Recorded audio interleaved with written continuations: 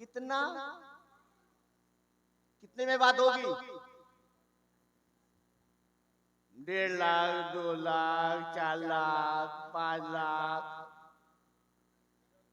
हाय ए बेटा,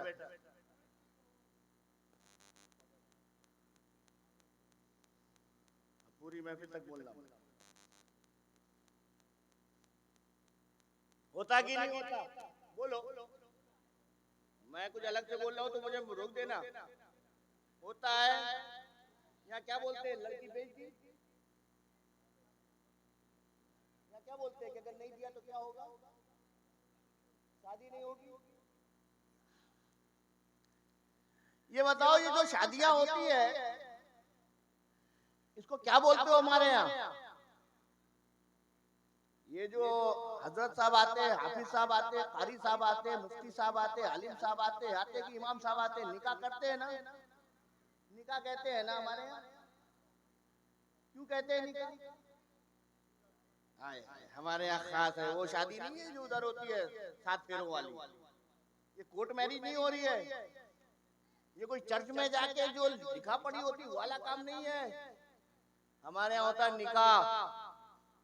और जब हमारा आलिम कोई हाफिज या कारी कोई इमाम खुतबा देता है तो कहता है अन्निकाहु मिन सुन्नती, क़ाल रसूलुल्लाह सल्लल्लाहु अलैहि वसल्लम। अल्लाह के रसूल फरमाते हैं निकाह मेरी सुन्नत है। अन्निकाहु, निकाह किसकी सुन्नत है? बोलो। हुजूर की सुन्नत, हुजूर की सुन्नत। तो ये अल्लाह के रसूल, हम शादी करते हैं, विवाह करते हैं, निकाह करते हैं, वो इसलिए करते हैं क्योंकि निकाह आपकी सुन्नत है। अच्छा, निकाह मेरी सुन्नत है तो मैंने कहा है, तो मेरे चाहने वाले जब तूने निकाह किया, ऐलानिया कहा कि हम निकाह कर रहे हैं क्योंकि निकाह सरकार की सुन्नत है, तो मुझसे तरीका भी सुन।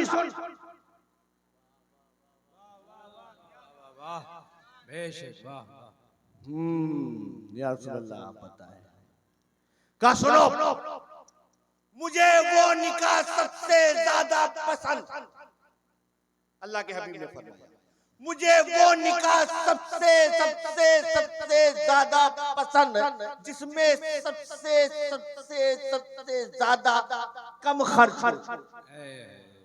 सुभान अल्लाह, सुभान अल्लाह। कम खर्च हो वो निकाह मुझे ज्यादा पसंद है। और एक बात और देखो, आप क्या रिश्ता करते हैं तो रिश्ता करने में बहुत सी चीजें देखी जाती हैं। क्या देखते हैं? खानदान,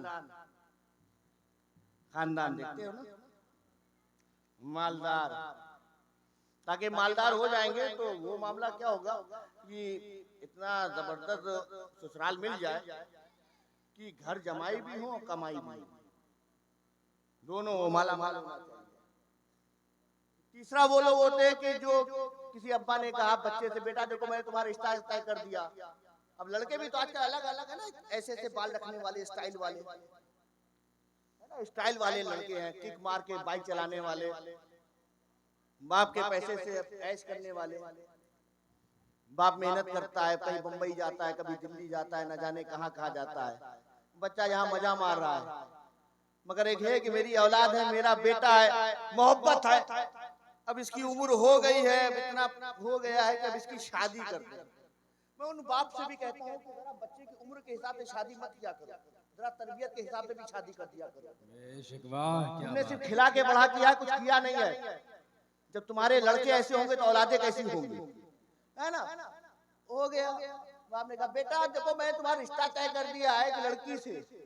अब बेटे भी वो वाले हैं ना, वो नबी का किरदार तो लिया नहीं है, नबी की सुन्नतों पे चले नहीं, वो तो किक मार के गाड़ी चलाने वाले और न जाने कहां कहां जाके बाल कटिंग करने वाले और टाइट टाइट जीन्स पहनने वाले और टी शर्ट पहनने वाले, न जाने क्या क्या पहनने वाले बच्चे।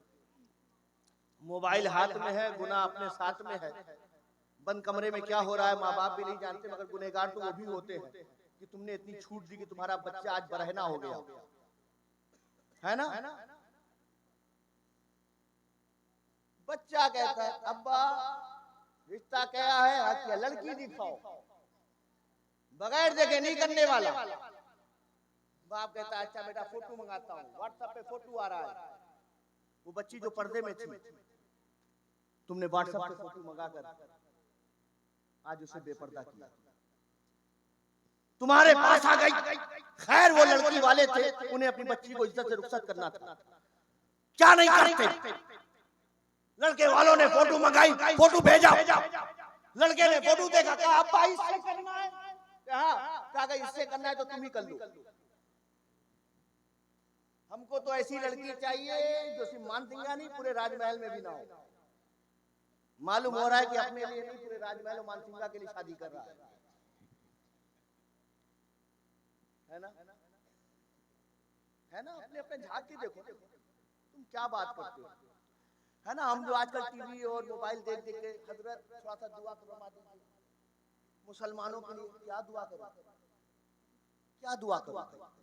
पीर साहब आते, हजरत आजकल मुसलमानों के हालात बड़े खराब हो गए, हुकूमत बदल रही है, फिलिस्तीन में ये हो गया है, शामुल के शाम में ये हो गया है, इजिप्ट में ये हो रहा है, फला जगह ये होता, दुआ क्या दुआ करें? अरे जब मुसलमानों के घर से शराब की बोतलें मिले, दुआ क्या किया जाए? जिन मुसलमानों को मस्जिदों में बैठना था वो जुओं के अड्डों में बैठ रहे हैं, दुआ क्या किया जाए? तुम पे जुल्म ना हो तो किस पर होगा? मुसीबतें तुम्हारे ऊपर ना आए तो किस पर आएंगी? अब्बा इससे तो नहीं करना। क्यों भाई, क्या कमी है? उसके बाप ने क्या अपने हाथ से शक्ल बनाई थी बच्ची की? ये तो अल्लाह की बनाई हुई थी। मगर हम आए, खानदान देखते हैं, माल दौलत देखते हैं, चेहरा मोहरा देखते हैं, आओ नबी की बारगाह में। चाहने वाले, मेरे नाम का नारा लगाने वाले, मिलाद की महफिल में आने वाले, मेरी याद मनाने वाले और डंके की चोट पे कहने वाले कि तुम तो अंगूठा नहीं चूमते, हम तो अंगूठा भी चूमते हैं, हम सुन्नी हैं, सयूल अकीदा है, टनाटन सुन्नी है, टीटीएस है, और पता नहीं क्या क्या है, सिर्फ दावे हैं, सिर्फ नारे हैं। बात अगर हकीकत छू ली जाए ना तो शर्मिंदा है। अल्लाह के रसूल से पूछो, खुदा के हबीब फरमाते हैं लोग रिश्ता करते हैं, रिश्ता करने में खानदान भी देखते हैं, माल भी देखते हैं, चेहरा मोहरा भी देखते हैं, मगर अगर तुम मुझसे जानना चाहते हो कि मेरी पसंद क्या है तो मेरे चाहने वालों न खानदान देखो, न माल देखो, न चेहरा देखो, देखना है तो दीनदारी देखो। वाह वाह वाह वाह, बेशक, सुभान अल्लाह सुभान अल्लाह। अकीदा देखो, अकीदा देखो, किस अकीदे की है, किस अकीदे की है? क्या वही अकीदा है जो मेरा है वही इसका? मैं भी मस्जिद जाता हूँ, क्या ये भी मुसल्ले पे बैठती है? ये अकीदा देखो, अमल देखो, दीनदारी देखो, क्या सौमो सलात की पाबंद है या नहीं है? अगर करने वाला रिश्ता अगर ये देखता है, दीनदारी देखता है, देखता है कि परहेजगार है या नहीं है, मुझे ये सबसे ज्यादा पसंद है ना? तो लोगों ऐसे रिश्ते क्या करो? आज नाम मिलते हैं, ये मुस्तफा रजा, मुफ्ती आदम नहीं, ये अहमद रजा मगर आला हजरत नहीं। आप समझ रहे हैं? ये फजले हक है मगर खैराबादी नहीं, ये फजले रसूल है मगर बदायूनी नहीं। आप समझ रहे हैं? ये अब्दुल हक है मगर मुहद्दिस देलवी नहीं। वजह क्या है? वजह ये, मैं आपको एक वाकया सुनाऊं और बात यहीं पे खत्म कर दूं क्योंकि मुझे भी अभी जाना है। आप एक तारीख में एक नाम है, आप शायद जानते नहीं जानते, असदुद्दीन, जानते हैं कौन है? उनके एक भाई हैं, तारीख में उनका नाम है, किताब में मौजूद है, उनका नाम है नजमुद्दीन। अब हैदराबाद से आ जाए दरबार, है ना? असदुद्दीन उनके भाई का नाम नजमुद्दीन तारीख में नाम है। नजमुद्दीन को असदुद्दीन बड़े थे, नजमुद्दीन को चाह रहे थे कहीं शादी कर ले, मगर भाई को कोई लड़की पसंद नहीं आती थी। तो बहुत परेशान हुए तो अपने भाई को उन्होंने पकड़ा कि भाई बताओ तो वजह क्या है, तुम रिश्ता कबूल क्यों नहीं करते हो, इतने रिश्ते दिए कबूल नहीं करते। कहा, जवाब दिया कि भाई जैसा मैं चाहता हूँ वैसा कोई रिश्ता नहीं मिलता। कहा, कैसा रिश्ता चाहते हो? कहा, भाई मैं ऐसी अपनी शरीके हयात चाहता हूँ कि जो मेरा हाथ पकड़े और जन्नत में ले जाए, और अल्लाह ताला फजल फरमाए, करम फरमाए और एक बेटा इनायत करे। हम दोनों मिलकर उस बच्चे की तरबियत करें, और जब वो बड़ा हो तो कौमे मुस्लिम का वो रहबर बने, रहनुमा बने, मुजाहिद बने, और हमारा जो बैतुल मुक़द्दस गैरों के हाथ में है उसे वो वापस लाए। भाई ने भाई की बात सुनी और ताज्जुब से उसको देखता रहा और कहा कि भाई ऐसा कोई मिलता नहीं। कहा, नियतें अच्छी हो, सोच पाकीज़ा हो, खुदा की मदद होती है। इंशाअल्लाह मेरी उम्मीद है कि मुझे मिलेगी। बात वहीं पे खत्म हो गई। गए थे अपने शेख के पास, बैठे थे, गुफ्तगू कर रहे थे। इतने में देखा कि बात चल रही थी, दौराने गुफ्तगू एक पर्दे के पीछे से आवाज आई किसी बच्ची की। बच्ची ने सलाम किया, अस्सलामु अलैकुम। हजरत शेख जो भी हजरत जनाब नजमुद्दीन साहब से बात कर रहे थे, उन्होंने रुख उस आवाज की तरफ किया और जवाब दिया, वालेकुम अस्सलाम। अब हजरत शेख साहब ने कहा कि बेटी, मैंने तुम्हारे पास बहुत से रिश्ते भेजे, तुमने कबूल क्यों नहीं किया? उस बच्ची ने जवाब दिया, हजरत रिश्ते तो बड़े अच्छे थे, अच्छे घर थे, अच्छे घराने थे, मगर जैसा मैं चाहती हूं वैसा नहीं था। हजरत शेख साहब ने कहा, बेटी जरा बता कि तू चाहती कैसी है? कहा, हजरत मैं तो ऐसा रिश्ता चाहती हूँ कि अल्लाह ताला मुझे ऐसा शौहर अता करे जिसका मैं हाथ पकड़े, जो मेरा हाथ पकड़े और मुझे जन्नत में ले जाए, और अल्लाह ताला हम दोनों पे फजल करम फरमाए, अल्लाह एक बेटा अता करे, हम दोनों मिलके उसकी ऐसी तरबियत करे कि जब बड़ा हो तो कौमे मुस्लिम का रहबर और रहनुमा बने, और हमारा जो बैतुल मुक़द्दस गैरों के हाथ में है उसे वो वापस लाए। अब ये हजरत शेख साहब की और बच्ची की गुफ्तगू हो रही थी। ये जनाब नजमुद्दीन साहब किनारे बैठे हुए थोड़ा सा आगे बढ़े और हजरत के पास, हजरत जी का इसी से करा दे। अब जिनकी जो उनको कोई रिश्ता पसंद नहीं आ रहा था, ना खानदान समझ में आ रहा था, ना कोई लड़की समझ में आ रही थी, वजीर हो तो उसका नहीं, बड़े बड़े घराने का नहीं, आवाज पर हजरत शेख साहब ने कहा कि बरखुरदार आवाज पर ही दीवाने हो गए, जरा शक्ल तो देख ले, चेहरा मोहरा तो देख लो, खानदान तो पता कर लो, जरा देखो तो किस हैसियत की है, घर बार कैसा है, घराना कैसा है? कहा, नहीं हजरत कुछ नहीं देखना, कुछ नहीं देखना, ना चेहरा देखना है, ना कामत देखनी है, ना इसका घराना देखना है, ना इसकी हैसियत देखनी है, क्योंकि जो सोच, जो ख्याल जो इसके दिल में है वही चीज मेरे सीने में भी है। हजरत मेरा इसी से निकाह करवा दे। परेशान तो पहले ही से थे, कोई कबूल ही नहीं करते हैं, किसी को पसंद नहीं करते। उनके भाई को बुलाया, कहा कि चलिए अल्लाह का शुक्र हुआ, एक आवाज कहीं दीवाने हो गए और अब निकाह बनवा दीजिए। भाई भी खुश हो गया, कहा हजरत इससे अच्छी बात क्या है, ठीक है। निकाह की महफिल सजाई गई और निकाह हो गया। अब दो ऐसी सोच, दो पाकीज़ा ख्याल, बेहतरीन सोच वाले निकाह हुआ, जैसा सोचा था, जैसी उम्मीद थी, अल्लाह ने बेटा अता किया। दोनों ने मिलकर उसकी तरबियत की। जब वो बड़ा हुआ तो कौमे मुस्लिम का रहनुमा और रहबर बना, और जो बैतुल मुक़द्दस गैरों के हाथ में था उसे वो वापस लाया। मेरे दोस्तों, बुजुर्गों, साथियों, वो कोई और नहीं, वो जनाब सलाउद्दीन अय्यूबी बन के सामने आए।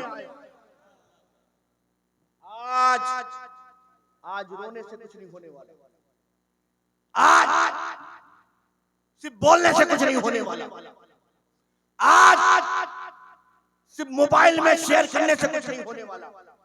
अगर चाहते हो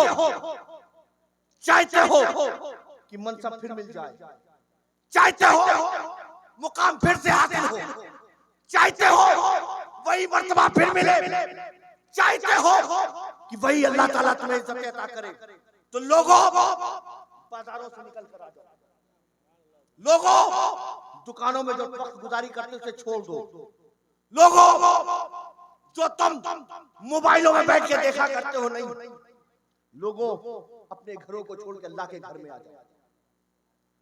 लोगों शाने से शाना मिलाकर, कांधे से कांधा मिलाकर, सब में खड़े होकर पाबंदी के साथ नमाज पढ़ो। इंशाअल्लाह ताला हुकूमतें बदलती है और बदलती रहेंगी, सरकारें आती हैं और आती रहेंगी और जाती रहेंगी। मुसलमानों को कोई नीचा नहीं कर सकता। जरूरत बस इतनी है कि ऐ ईमान वालों ईमान लाओ, ऐ ईमान वालों ईमान लाओ, जैसा ईमान लाने का हक है। लोगों पक्के मोमिन बन जाओ, मुसलमान बन जाओ। तुमने टोपियां पहनी है, तुमने कुर्ते जुब्बे पहने हैं, तुमने जिसे तौफीक हुई दाढ़ियां रखी, जिसे तौफीक हुई उसने साफा पहन लिया, मगर रहा क्या? साफे आ गए, टोपी आ गई, दाढ़ी आ गई, किसी ने कुछ पहन लिया, किसी ने कुछ पहन लिया, मगर कुछ ना हो पाए तो हम मोमिन ना हो पाए, हम मुसलमान नहीं हो पाए। अगर तुम्हारा पड़ोसी तुमसे खौफजदा है तो तुम किस बात के मुसलमान हो?